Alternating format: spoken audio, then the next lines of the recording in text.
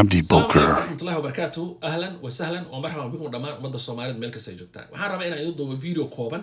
oo aan uga hadlayo dagaalka dhabta ah ee siyaasadeed ee maanta ka dhex bilowday baarlamaanka gudihiisa. Shalay haddii uu haystay madaxweyne Xasan Sheekh Maxamuud baarlamaan tayadiis aad u liidato oo maamulkii ka horeeyay oo isugu talagelayay ama rajo ka qabay inuu sii joogo uu burburiyay uu ka soo buuxiyay dad khibrad siyaasadeed aan lahayn dhalinyaro iska yaryar aqoontooda aysan dhisnayn si uu u noqdo markay soo noqdaan baarlamaan maalayacniya waxay u diyaariyeen ayagana meesha ka baxeen baarlamaan noocaasna waxay u dhiseen madaxweyne Xasan Sheekh Maxamuud. marka madaxweyne Xasan Sheekh Maxamuud nasiib wuxuu yeeshay inuu baarlamaanka noocaas la wareego wax kasta iska marsado gudoomiyaha baarlamaanka jeebka uu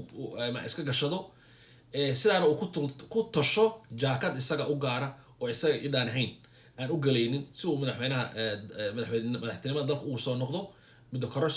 u samaysto dastuurka waxa wuxuu ka bedelayo uu ka bedelo yani ra'iisul wasaare kartilana marka horeba ma aanu dooranin oo Xamse oo sida Saciid Cabdullaahi Deni ku sheegay isu malay inuu yahay secretary xafiiska madaxweynaha ka shaqeeyana uu meesha isaga joogo. arrintaas laakiin isbedel ku yimi maxaa yeelay madaxweyne maxaa yeelay hogaamiye ansaxo eragaas hogaamiye Axmed Maxamed Isla Axmed Madoobe hogaamiyaha maamulka Jubbaland wuxuu soo saaray warqad uu ku dalbanay inay u yimaadaan dhamaan xubnaha laga soo doorto maamulka Jubbaland. markay wada tagaan marka maxaa dhacaya waxa dhacaya wuxuu sameyn karaa inuu yiraahdo sidii hadda kor uu sameeyay Cabdicasiis Lafta Gareen oo kale inuu yiraahdo meel laha aadina bartaas fadhiya sheekadii Xasan Sheekh uu waday saasaad imaaratay ay hawada uga baxday taas wuu sameyn karaa number 1. number 2 wuxuu sameyn karaa inuu yiraahdo maanta wixii ka dambeeya sheekada uu wado Xasan Sheekh Maxamuud maartay dastuurka dalka uu ku tumanayo waxbaan ka bedelaya iyadoo loo dhameyn uu leeyahay wax alla wuxuu keeno baarlamaanka dhexdiisa ma yadhaha ka diida. waxa taas keeni kartaa marka in domino effect waxa la yiraahdo meesha uu ka dhasho oo Xasan Sheekh maxay raahdaa mudane Saciid Cabdullaahi Deni isagana uu yeerto dhamaan xildhibaanada laga soo doorto maamulka Puntland marka xagga ay tagaan uu isagana sida Axmed Maxamed Isla Axmed Madoobe uu sameeyo uu yiraahdo ama jooga ama maxay raahdaa wax alla wuxuu Xasan Sheekh keeno ma yadhaha minka ka cuskada. laba marka maamul marka ay sheekadaas sameeyaan Xasan Sheekh sheekadiisi ahaa oo dastuurka waxaan ka bedelaya iyo waxaan iska marsanaya maadaama gudoomiyaha baarlamaanka jeebka ugu jiro gobolkeeda uu dhacay. waa marka koobaad. marka labaad waxay dhiirigelin u noqon doontaa madaxda mucaaradka musharaxiinta muqdisho jooga sida madaxweynihii hore dalka mudane Shariif Sheekh Axmed ra'iisul wasaarihii hore dalka mudane Xasan Cali Khayre iyo hogaamiyaha xisbiga wadajir mudane maxay raahdaa Cabdiraxmaan Cabdishakuur Warsame. waxay sidoo kale saameyn ku yeelan kartaa Cabdicasiis Lafta Gareen oo hadda aan ku dhiiran karin maxay raahdaa Xasan Sheekh Maxamuud laakiin haddii uu arko laba maamul oo isbiirsaday oo mucaaradkii kale ayaguna ay maarta ku biireen waxa laga yaabaa naftarkiisa inuu xoogaa naf soo gasho sidaa daraadeedna uu Xasan Sheekh ka hoos baxo kooxdaasna ku biiro khaasatan maadaama Ethiopia ku daameeyay isagana sida xamilmadu ugu daameeyay Kenya kale meeshaasna xoogaa uu awoodi dhiiranaan ka helo. طبعا علي Goodlawe rajo lagama qabo inuu Xasan Sheekh hor imaan waxa rabaa in adeerkii wax doon hadda gaar ah oo maartay ka maqana ma jiraan maxay maamulka Hirshabeelle ama sida qaarkood u yaqaanaan Kirshabeelle wax hadda gaar ah oo maartay Xasan Sheekh hor imaantiisa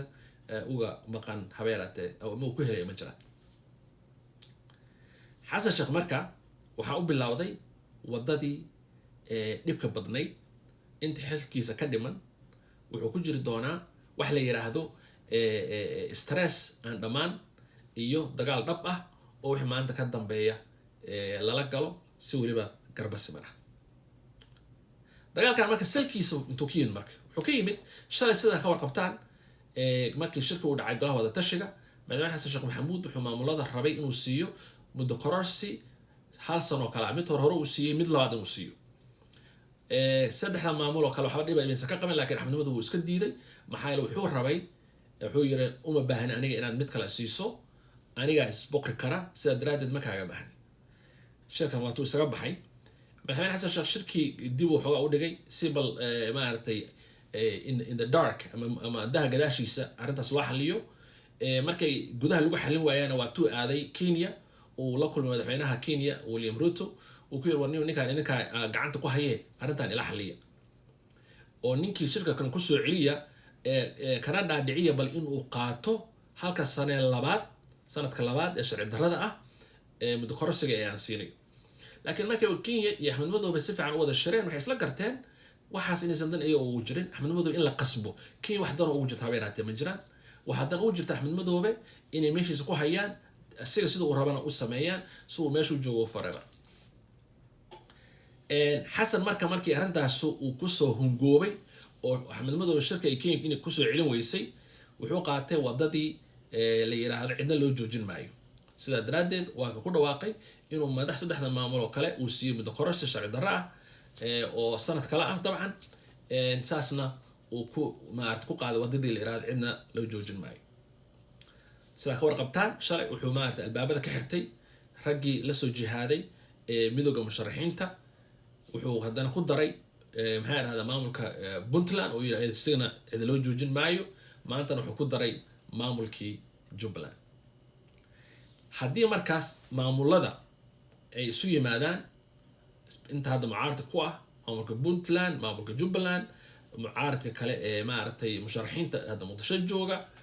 cidi kale oo maamulada kale laga soo helay sida hadda Cabdicasiis Laftagareen oo meel dheer aan jirin lagu soo daro xasan sheekh marka waxa uu bilaabanaya sanadihii stresska sanadihii buuqa sanadihii walwalka sanadihii isku dhaxyaaca dabcan waxa dhici doonta in uu gudoomiyaha baarlamaanka markaas uu isagana qaab nafl caariga uu go'aan u soo saaro tirakoobe been iska sameeyay yiraahdo 100 qof oo codaysa waxay u codeeyeen sida uu madaxweyne xasan sheekh rabo iyo wax la mid ah laakiin taas waxay keenaysaa isagana in kursigiisa lagu la dagaalamo oo sidii looga takhalusi lahaa kursigiisa looga qaadi lahaa xildhibaanada ay kambeena u galaan u codeeyaan dagaal aan hadda haysanin uu markaa isagana gudaha baarlamaanka uga furmo waxaan ku faraxsanahay in maadaama madaxweyne xasan sheekh maxamuud uu noqday in aan sharci ilaalinaynin oo sharciga dalka ku tumanaya meesha la rabo inuu ilaaliyo maadaama muddo kororsi aan sharci ahayn uu siinayo madaxda maamul goboleedyada maadaama uusan sharaftii dalka ilaalinaynin maadaama uu iyo dhaqaalihii dalka uusan ilaalinaynin oo musuqmaasuq maamulkiisa isaga xarkaha goostay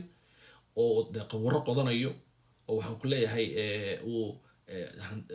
marastii barakicinayo marasa la barakicinayaa wasaaradii iska lahayd dhulkaas waxa la leeyahay waxa soo saartaa wasiirka soo hotel jabsida madaxweyne shariif uu shirka jaraa'id ku sheegay warqad aalada waa ka maaranay ka bacdana ganacsatada waxa looga qaadanaa malaayiin iyadoo wax dan guud aan lagu qabanaynin marka maadaama sharciga dalka uu ku tumanayo dhowristii hantidii qaranka uu ku tumanayo wax wadajirkii ummadda oo maalbaba qayb ka mid ah ummadda uu sii dayacayo waxaa aad iyo aad muhiim u in la helo dad ka hortaga ku dhiirada cagta u saara waxaan rajeynayaa in madaxda maamul goboleedyada Jubbaland iyo Puntland ay shir isugu imaan doonaan waxaan rajeynayaa inay ku casuumi doonaan madaxda mucaaradka ama musharaxiinta jooga Muqdisho waxaan rajeynayaa in ay qaab midnimo ah oo loo dhan yahay ay arrintaas u geli doonaan xasan sheekhna ay la hor istaagi doonaan haddii ilaahay yiraahdo oo aan isan loo suurtagelinin inuu sida hadda uu ku socdo oo baarlamaanka wax walba u marsanayo isagoo ballanqaadyo beena u sameynaya haddii aan lahayd in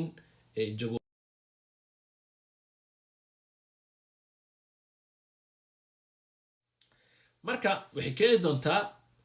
in la hor istaago madaxweyne xasan sheekh maxamuud waxaana rajeynayaa in la hor istaago qaab ay ku jirto midnimo isku duubnaan muujin qaab qarannimo ah looga hortago maxaa yeelay